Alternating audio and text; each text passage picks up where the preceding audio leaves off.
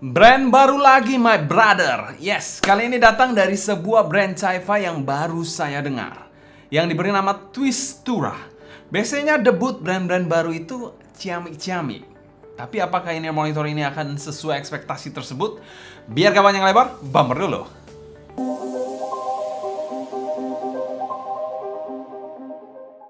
Halo semua, selamat datang di channel Sound Digital bersama dengan saya Sebastian. Seperti biasa akan sharing info dan racun mengenai dunia personal audio, baik dari portable ataupun desktop audio.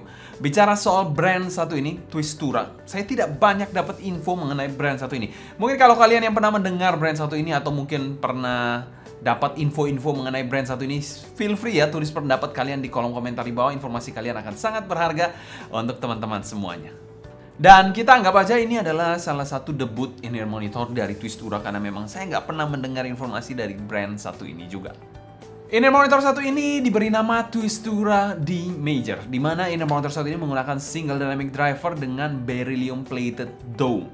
Itu merupakan salah satu bahan untuk dynamic driver yang kita bisa kategorikan juga cukup spesial ya. Dan sempat booming beberapa waktu lalu juga sih. Tidak terlepas dari itu saja, in-ear monitor satu ini pun memiliki fitur yang unik. Dia memiliki filter tuning. Yes, nozzle-nya bisa kalian cabut pasang untuk mengganti-ganti suaranya, men-tuning suaranya. Diberikan tidak tanggung-tanggung ada 3 tuningan yang bisa kalian pilih. Ada yang black, red, dan juga blue. Ini sama halnya seperti EA500. Yes, EA500 juga memiliki nozzle tuning ya, nozzle filter tuning gitu. Jadi sama seperti Twistura ini. Untuk kabelnya kalian nggak usah pusing-pusing, karena kabelnya sudah dual pin detachable yang tentu saja universal, jadi bisa kalian gonta-ganti dengan kabel aftermarket yang kalian punya juga. Untuk sensitivitasnya, in-ear monitor ini ada di 108 dB dengan impedance 22 ohm di in-ear monitor satu ini. Dan kita mau thanks berat untuk Linsol sebagai sponsor video review kali ini. Semua link pembelian saya taruh di kolom deskripsi di bawah, kalian bisa cek aja kalau kalian tertarik, dan 100% review ini adalah opini pribadi saya. Selain kita bahas packaging dari in-ear monitor satu ini, buat kalian yang tertarik mengenai isi packaging dan sensasi unboxingnya, kalian bisa cek aja di link di atas ya, untuk lihat sensasi unboxing lengkap dari Twistura D Major ini.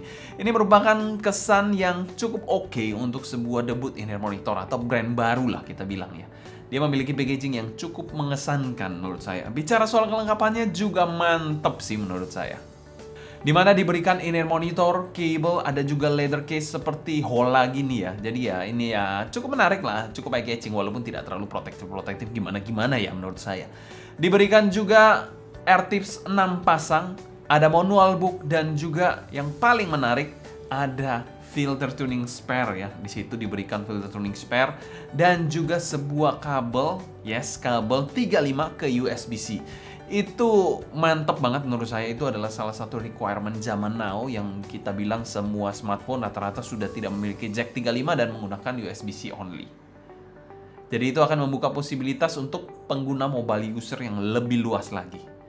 Dan secara umum kami berikan skor A+ untuk packaging dari in-ear monitor satu ini. Mantep banget, packagingnya mengesankan. Selain itu juga paketnya lengkap banget. Ada filter tuning, ada kabel 3.5 ke USB-C juga dengan air tips yang tidak pelit sama sekali.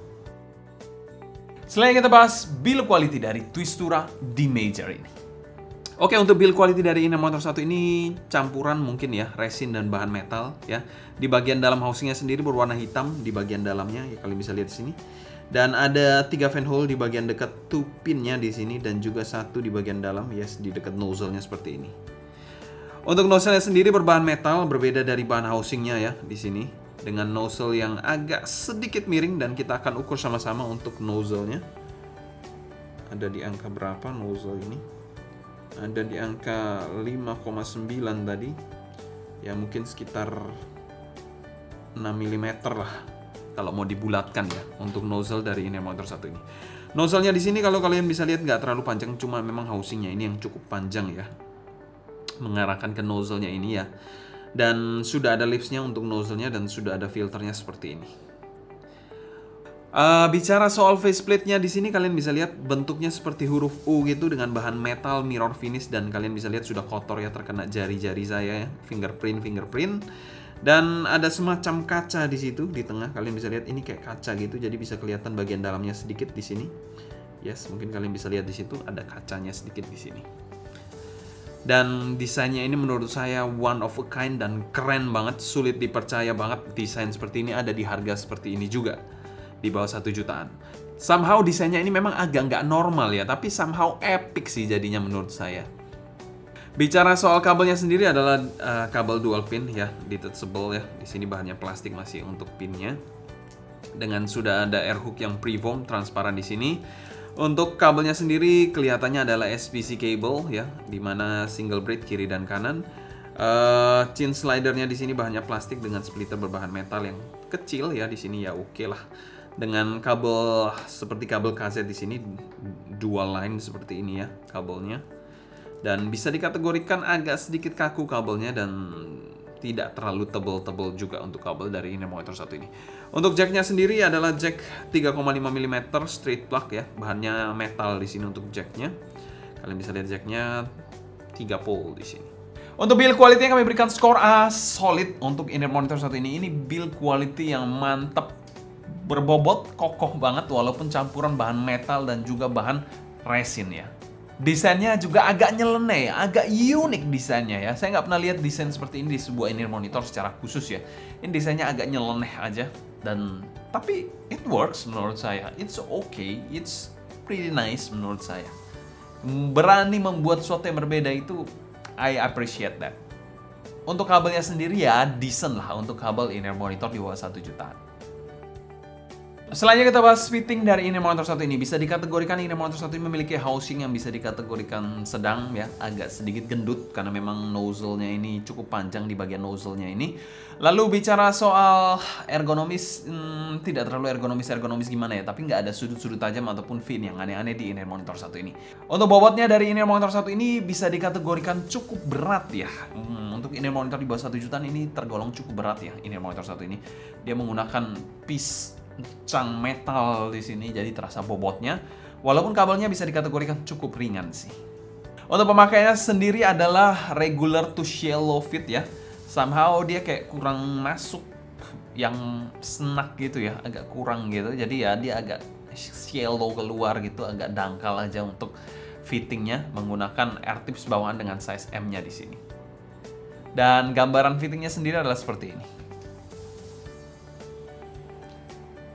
Untuk kekedapan dan gripnya dari inner monitor satu ini menurut saya agak sedikit kurang sih. Jadi digoyang-goyang gini sebenarnya tidak langsung terkesan loose sih. Tapi kalau kalian bawa jalan gitu atau ngunyah gitu bisa agak sedikit kurang apa ya, kurang fit gitu. Jadi mesti kalian adjust lagi gitu. Jadi ya nggak terlalu secure lah kalau untuk gripnya. Bicara soal kekedapan juga not the best in the class menurut saya, masih bisa diimprove lagi ya.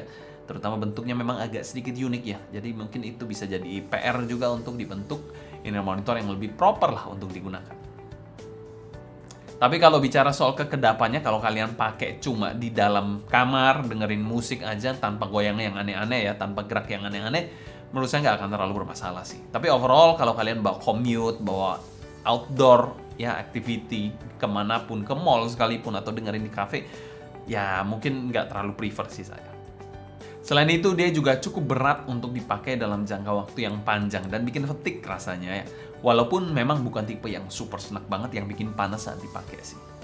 Dan sekarang kami berikan skor B- untuk fitting dari inner monitor satu ini. Sebenarnya nggak ada masalah yang gimana-gimana sih, tapi ya perlu diperhatikan karena ini cukup berat dan juga masalah kekedapan dan gripnya itu harus kalian toleransi juga untuk inner monitor satu ini. Karena bentuk yang berani, belum tentu fittingnya juga normal. Biasanya agak trade off di situ. Selanjutnya kita bahas sound quality dari inner monitor satu ini. Arah suara dari inner monitor satu ini bisa dikategorikan suaranya rada V-shape, lean to bright sounding inner monitor. Dimana inner monitor ini lebih main ke area mid bass dan juga upper mid range to treble regionnya. Disclaimer juga di sini kita menggunakan nozzle, filter nozzle ya, dengan warna red. Itu yang paling kalem ya, dibandingkan yang black, yang default dan juga yang blue itu agak terkesan terlalu bright untuk saya review dan saya dengarkan, agak terlalu bright menurut saya. Jadi kita menggunakan yang nozzle red tuning. Yes, itulah red nozzle tuning sih lebih tepatnya. Karena menurut saya suaranya lebih proper dan lebih rapi. Dan saya sendiri suka sebenarnya suara inner monitor itu yang neutral to warm sounding. Oke, bass di in-ear monitor satu ini bisa dikategorikan tidak terlalu fun-fun banget ya. Untuk tekstur decay-nya ini cepat untuk sebuah dynamic driver. Mungkin efek dari beryllium-nya ya, tapi itu mungkin ya. Dan teksturnya masih cukup oke lah untuk sebuah dynamic driver. Impact-nya sendiri so-so aja dengan punch yang tidak terlalu dalam-dalam banget. Rumble-nya di sini masih ada tipis-tipis. Walaupun terlihat landai, tapi masih ada rumble-nya ya di sini. Walaupun terlihat landai di frekuensi response ya. Secara kuantitas sih ada, emang rada tipis. Ya, bukan bass yang cocok untuk kalian yang cari bass yang tebel-tebel sih. Tapi good side-nya ini kualitasnya sih bersih banget. Bass dari in-ear monitor satu ini cepet juga tentunya dan tidak bleber-bleber klap sama sekali. Bass yang lebih main ke clarity dan bersih sih di bass in-ear monitor satu ini. Oke, bicara soal mid di in-ear monitor satu ini posisinya agak mundur ya jika dibandingkan dengan bass dan treble-nya. Untuk male vokalnya sendiri somehow agak sedikit tipis, suaranya cukup jelas artikulasinya dan terasa kurang soul ya, agak kaku gitu suaranya. Tapi emang clarity dan fokusnya bagus sih, bening banget dan memang bukan tipe in-ear monitor yang euphonic ya, didengerin lama-lama enak gitu, enjoyable, enggak sih. Female vokalnya di sini juga dipresentasikan agak sedikit brighter tone, di mana female vokalnya ini sedikit lebih forward jika dibandingkan male vokalnya. Somehow pas banget eksekusinya di sini, cukup asik lah, asal red filter ya, bukan yang default yang black ataupun yang blue. Bobot suaranya juga pas untuk female-nya, mungkin agak ke arah tipis sedikit sih mungkin ya. Dan overall cukup oke dan tidak seagresif jika menggunakan filter lainnya, hitam ataupun biru. Dan somehow lebih enjoy female-nya dibandingkan male vokalnya sih menurut saya di in-ear monitor satu ini. Untungnya shouty-nya di sini masih lebih jinak ya di filter merah dibandingkan filter hitam. Jadi di filter merah ada shouty, di filter hitam double shouty. Itu perlu kalian perhatikan juga. Selain itu presentasi instrumennya juga cukup lively di in-ear monitor satu ini. Oke, untuk bagian treble-nya di sini bisa dikategorikan shining and shimmering. Treble-nya terasa kesan ceringnya cukup terasa sedikit pedas ya. Pada cymbal crash dia juga cukup apa adanya. Jadi agak raw dikit tanpa dikontrol ya menurut saya. Jadi ya memang kategori yang agak tolol dikit ya untuk treble-nya. Jadi buat yang super sensitif bisa agak fatigue dengerinnya dan tidak saya sarankan untuk pemula yang terlalu sensitif terhadap treble sih. Untuk violinnya juga sedikit terlalu forward ya dan tidak terlalu rapi juga di sini. Namun overall detailnya oke sih di in-ear monitor satu ini dan airy-nya saya rasa cukup baik juga di in-ear monitor satu ini. Sibilance-nya pada lagu Code Cool juga terasa mengganggu ya, jadi itu perlu diperhatikan juga walaupun dengan red nozzle sekalipun. Dan secara umum tonalitas dari Twistura D major ini kami berikan skor B- untuk tonalnya. Secara tonal sendiri mengingatkan saya seperti KZ zaman transisi dari Dark Age ya, jadi bukan Dark Age tapi transisi dari Dark Age. Jadi bisa dikategorikan ini adalah Glorified KZ tonality. Yes, V-Zip yang mengingatkan saya seperti KZ sih. Apa jangan-jangan ini brand KZ? Nah, saya nggak tahu ya, saya nggak akan jawab juga di situ. Selanjutnya kita bahas presentasi dari in-ear monitor satu ini. Presentasi dari in-ear monitor satu ini adalah presentasi yang cukup lively kesannya, tapi agak tipis aja suaranya. Untuk timbernya dari in-ear monitor satu ini menurut saya agak sedikit kurang oke ya. Ya mungkin karena faktor tuningannya yang terlalu overly bright ya, sedikit ya. Tapi ya masih acceptable di satu sisi juga. Mungkin red nozzle-nya masih cukup acceptable, tapi dua nozzle lainnya menurut saya terlalu overly. Untuk soundstage-nya dari in-ear monitor satu ini dia memiliki wide yang oke banget menurut saya, walaupun depth-nya agak kurang dan tinggi yang juga mantep. Jadi dia menghasilkan suara 2D yang cukup wow nih. Tapi ya sayang aja nggak 3D ya, jadi kurang 3D juga. Itu poin penting sebenarnya 3D itu. Jadi ya masih terkesan 2D walaupun cukup wow.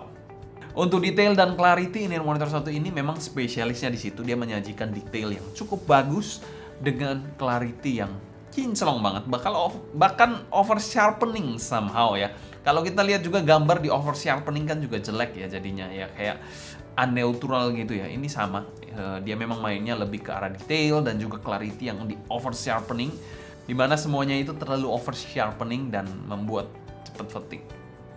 Untuk separasi imaging dan positioning, separasi ini cukup nice, memisahkan instrumen dan instrumen ataupun vokal dan instrumen. Jadi dia dapat memisahkan semuanya dengan cukup baik. Di situ ada kesan air-nya di tengah-tengahnya.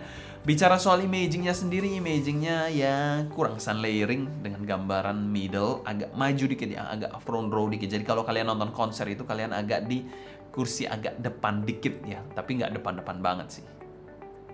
dengan positioning yang menurut saya ya cukup oke untuk in-ear monitor satu ini.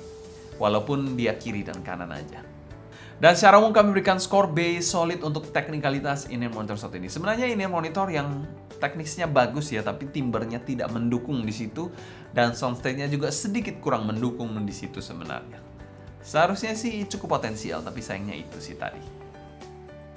Selanjutnya kita bahas pro dan cons dari in-ear monitor satu ini. Cons dari in-ear monitor satu ini, suaranya ini kurang rapi dan kurang balance. Jadi kalau kalian kaum mendang-mending yang mencari suara balance, tentu saja tidak disarankan untuk kalian. Untuk pro-nya dari in-ear monitor satu ini, dia memberikan build quality yang mantep banget, harus ditiru oleh in-ear monitor lain. Bicara soal build quality-nya aja ya, walaupun kita bicara soal bentukan desain dari in-ear monitor satu ini sendiri agak sedikit nyeleneh ya. Itu kan berimplikasi pada fitting yang juga agak sedikit aneh menurut saya. Tapi dia berani desainnya di situ. Itu hal yang penting menurut saya, biar nggak sama semua in-ear monitor kan. Pro yang kedua, dia memberikan nozzle tuning. Itu menarik banget menurut saya untuk kedepannya dapat diulik lebih jauh lagi nozzle tuning itu ya. Tapi ya di sini nozzle tuningnya agak-agak gimana gitu. Jadi ya oke lah. Tapi itu sebuah improvement sih menurut saya untuk bisa dikembangkan lebih baik lagi agar bisa dinikmati semua nozzle-nya. Untuk value for money dari in-ear monitor satu ini di angka 600, mungkin 700 ribuan, 600 ribuan lah, antara situlah. Kami berikan skor C+, dan kami masukkan pada kategori over value, di mana suaranya ini agak sedikit kurang menjanjikan menurut saya. Oke, selanjutnya kita bandingkan nozzle tuning dari in-ear monitor satu ini. Ada 3, ada red yang kita gunakan dalam review ini, dan juga ada blue dan juga black. Oke, kita akan bandingkan nozzle yang di sini digunakan adalah red nozzle ya. Di sini sendiri ada yang blue, di sini kalian bisa lihat ada yang black dan blue. Di sini yang default itu warnanya black ya, ada blue juga. Yang di sini warnanya red. Jadi memang red ini paling warmer jika dibandingkan dengan dua nozzle ini. Defaultnya sendiri black nozzle yang saya rasa rada V-shape dan lebih bright lagi dan kesannya nyerang banget menurut saya suaranya.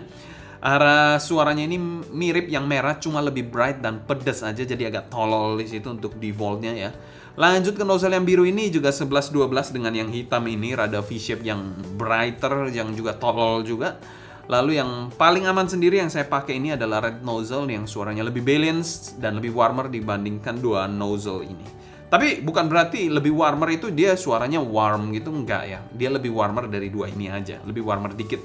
Jadi lebih padat juga bassnya di yang merah ini dan sedikit less resolving tapi dibandingkan dua ini. Dua ini terkesan lebih resolving, resolusinya lebih tinggi, tapi juga lebih tolol untuk treble-nya dan juga terkesan nyerang. Dan somehow saya lebih cocok yang red nozzle ini karena lebih terkontrol dibandingkan dua nozzle ini yang terkesan terlalu agresif untuk saya. Mungkin kalau kalian yang suka yang agresif-agresif atau treble takut mungkin bisa cobain ini ya. Mencoba iman kalian karena saya sudah menjadi kaum audiophile lemah yang tidak kuat dengan treble terlalu bright. Yang mungkin kategorinya agak tolol juga. Kesimpulan, in-ear monitor satu ini adalah in-ear monitor debut yang agak flop aja menurut saya. Walaupun secara build, kelengkapan, dan juga desainnya mantep banget. Mungkin itu kedepannya akan menjadi PR untuk Twistura untuk mentuning ulang in-ear monitor mereka biar bisa lebih diterima dan lebih balance suaranya. Mungkin sekian dulu sharing saya mengenai in-ear monitor satu ini. Kalau kalian suka jangan lupa subscribe, klik tombol like, follow Instagram, TikTok, dan Discord kita @sounddignity agar kalian tidak ketinggalan update terbaru mengenai dunia portable dan desktop audio. Kalau kalian ada pertanyaan seputar in-ear monitor satu ini, feel free juga tulis pertanyaan kalian di kolom komentar di bawah ya. Mungkin sekian dulu untuk video kali ini. Saya Sebastian dari Sound Dignity pamit undur diri. Sampai jumpa di video berikutnya. Happy listening, stay healthy, and ciao.